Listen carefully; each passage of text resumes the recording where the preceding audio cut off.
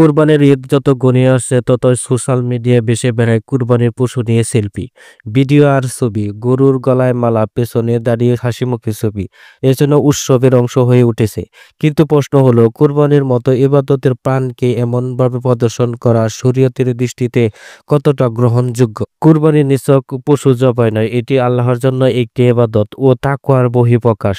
কোরআনে বলা হয়েছে, আল্লাহর কাছে পশু গোশত ও রক্ত পোষায় না, বরং পোষায় তোমাদের তাকওয়া।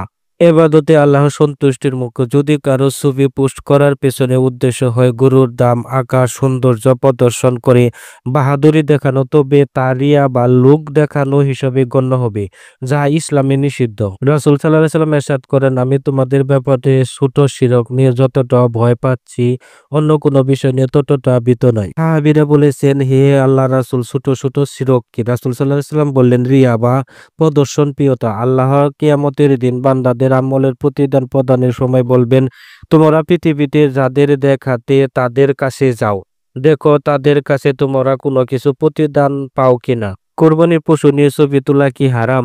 মূলত কোরবানির পশু ছবি তোলা বা সেলফি নিজেই হারাম নয়, তবে এর উদ্দেশ্য প্রভাবে এখানে বিবেচ্য।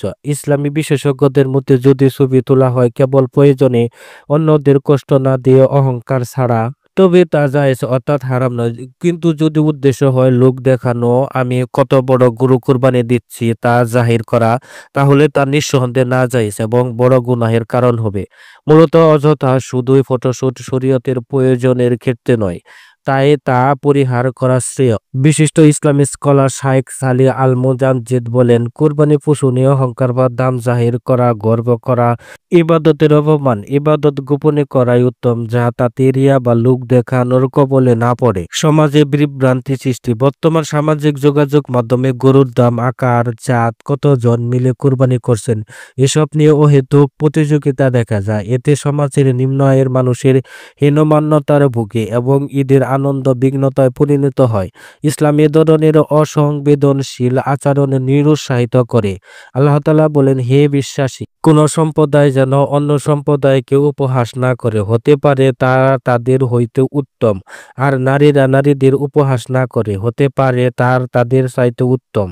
ইসলামের নির্দেশনা হলো নিজেদের বড়লোকি দেখানো বা গরিবদের উপহাস করার মতো আচরণ সমাজে বিভ্রান্তির পথ খুলে দেয়।